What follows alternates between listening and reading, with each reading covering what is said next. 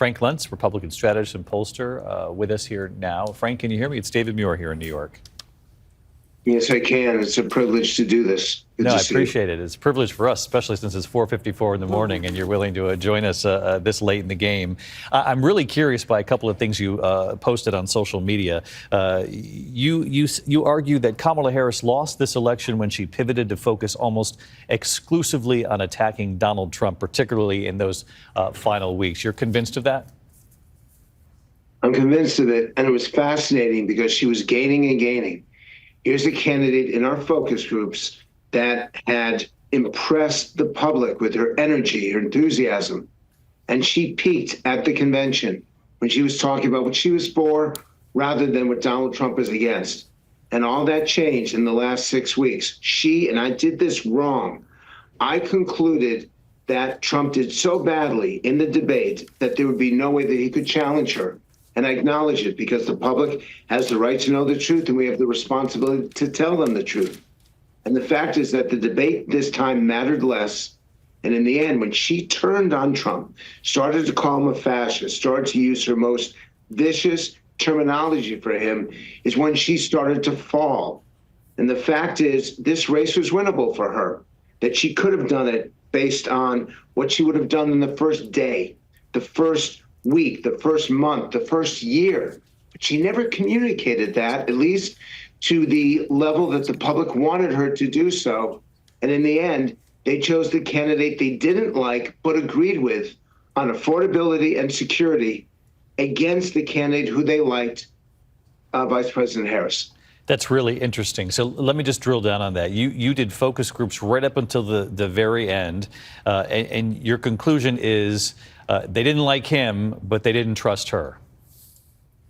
Exactly. And in the end, they had to know where she stood. She never crossed the threshold. And this is going to be the conversation we're going to have for days and weeks.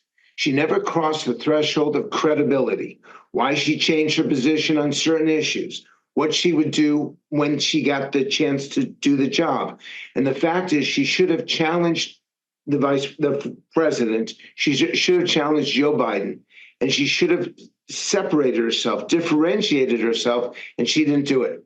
And in the end, voters did not like Donald Trump. These final undecided voters, these persuadable voters, they didn't like Trump. They liked her more. But on the key issues, and the only two issues that mattered in the end was this affordability and security defined by immigration. Because she didn't define herself, they ended up with Trump and not with Harris. Really interesting. I want to bring Jon Karl into this. He was raising his hand, Frank, to ask you a question. And you heard, John, what he just said there. He said in the focus groups, they liked her more, but she didn't address affordability and security, border security. And I was struck, Frank. I want to ask you, you said that she made a mistake when she turned to the negativity, to, called him a fascist. And that was a decisive movement in the wrong direction. But in the final days of this campaign, Kamala Harris stopped, in some cases, talking about Donald Trump. She ended on a positive message in the final days of the campaign. It was Trump who went into a deep, dark place in the final days of the campaign. So how do you square that? Because it was too late by that point. And it probably did hurt him what happened in Madison Square Garden. And in our last session, several of our undecided voters brought that up, saying that's exactly what they wanted to avoid. And the way that they communicated this, and some of this was published in the New York Times yesterday on Election Day, that they closed their eyes and they held their nose and they chose Trump because in the end, they had more faith in him delivering on the issues that mattered than they did her. That she should have done this earlier in the campaign, and by the last 96 hours, it was already too late for her.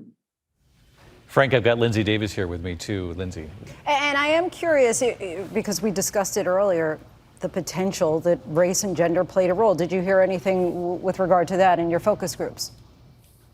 Well, this is amazing to me that women endorsed her and embraced her and saw her as someone who represented them and looked like them. But what happened was she pushed away men. and this is something that she probably was not accounting for, which is in the ads, she saw women all around her. In the ads, she focused on issues that women would embrace. But men found this off-putting, and what they're going to have to focus on is how do you lessen that gender gap? Not by raising the vote of women, but by not alienating men. And what they said was it was not necessarily an endorsement of Donald Trump, and it certainly wasn't an endorsement of the Republican Party. But in these sessions, they said, and you can see this on we've been collecting these focus groups, and they're on the site America Speaks on Straight Arrow News. They said that they felt like they had no place in the Democratic Party anymore. People who voted for Hillary Clinton and voted for Joe Biden, but they found her as prioritizing women at their expense. And that's why they ended up supporting Trump and not Harris. Really interesting. The focus groups, I'm sure the folks at the Harris campaign are going to pour through all of that material as well, and they had their own focus groups going. Frank, I'm curious, I did see someone pretty high up in the campaign in the final days say that their focus groups showed that the undecideds in the end were breaking their way. Didn't indicate that they were breaking completely in Harris's direction. You know, it's certainly not 9 out of 10, but saying that maybe 6 out of 10 is what they were starting to see in some of the focus groups, and that was encouraging. You weren't seeing that. The undecideds in your focus groups turned Trump's way in the end? They turned Trump, but they didn't want to. They turned Trump's way out of regret, out of disappointment, even out of frustration. And David, you can tell by their body language, you can tell by the tone of their voice that these are people who were so reluctant in casting their vote, but they were going to vote. They were going to participate, and they were not going to throw that vote away. It mattered too much to them. And that they are not Republican, and they are not part of the Trump constituency. But in the end, Harris disappointed them, and they did so out of regret, even in some cases out of embarrassment, but they felt that the Democrats had left them rather than that they had left the Democrats. Really interesting. Frank Luntz, Republican strategist and pollster. Frank, always appreciate your insights, and this is sort of invaluable in hearing what some of the voters were telling you. Thank you, Frank. We'll be back with much more right here on our early morning election coverage here on ABC. Live coverage continues just after 5 here in the morning, and we'll see if we're any closer to making an official projection here right after the break.